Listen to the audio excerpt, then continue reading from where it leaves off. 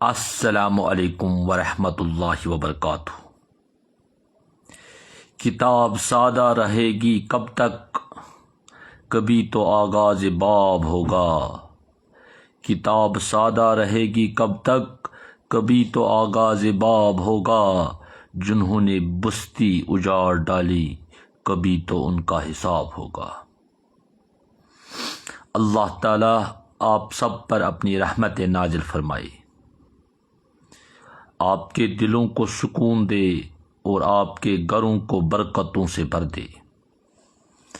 آج میں آپ کو ایک ایسی بات کہنا چاہتا ہوں جو شاید ہم سب جانتے ہیں مگر بھول چکے ہیں۔ اللہ تعالیٰ نے اس دنیا کو بے حد حسین بنایا۔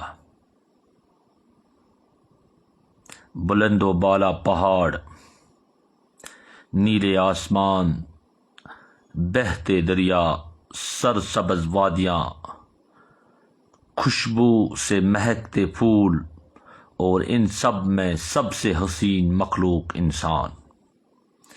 اللہ تعالیٰ قرآن پاک میں فرماتے ہیں وَلَقَدْ كَرَمْنَا بَنِي آدَمَ، ہم نے آدم کی اولاد کو عزت بخشی۔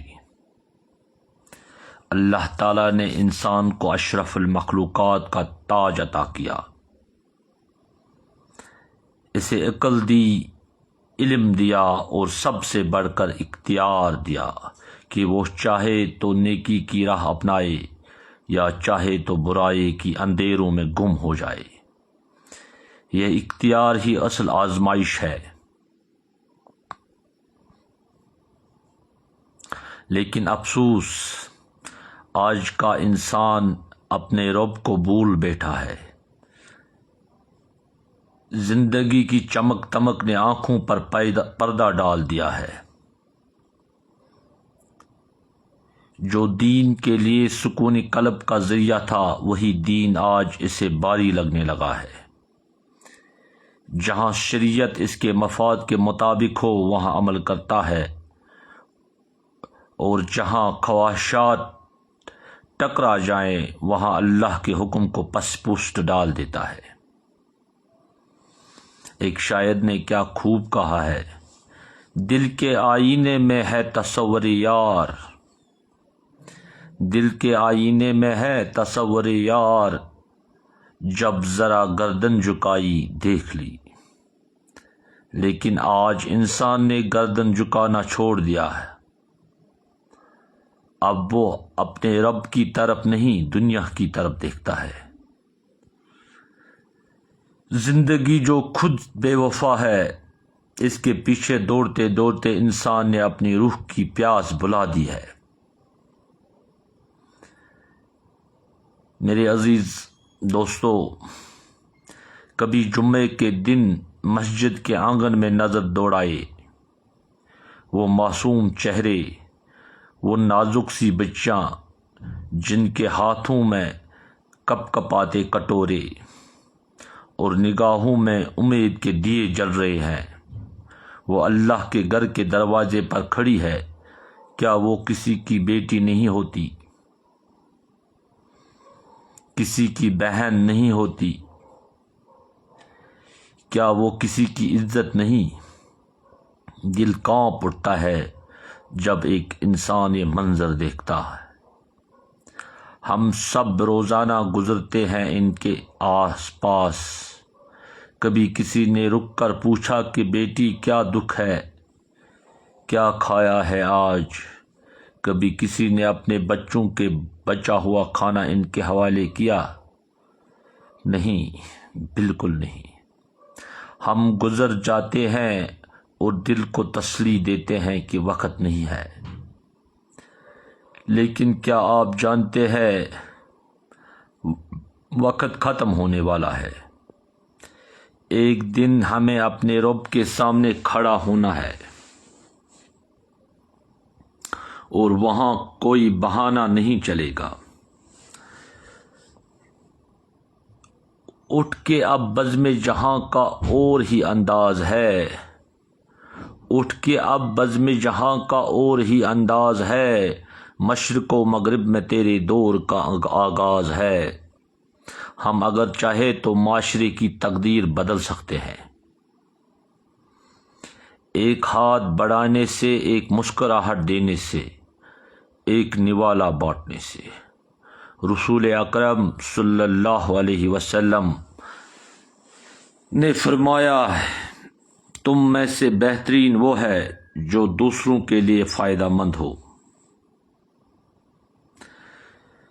تو کیا ہم اپنے نبی کریم صلی اللہ علیہ وسلم کی سنت پر چل رہے ہیں، یا صرف زبان سے کہتے ہیں کہ ہم امت محمدیہ ہیں؟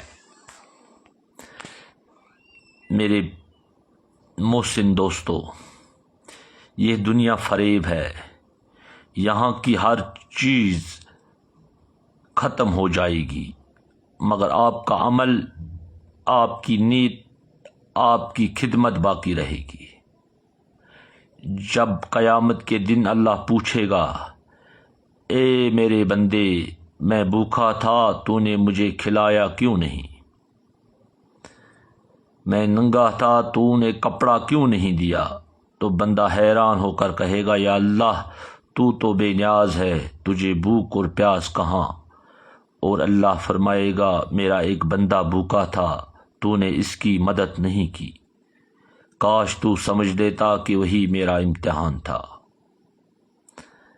میرے عزیز دوستو، وقت ہے کہ ہم اپنے دلوں کو نرم کریں، اپنے گھروں میں بیت المال قائم کریں،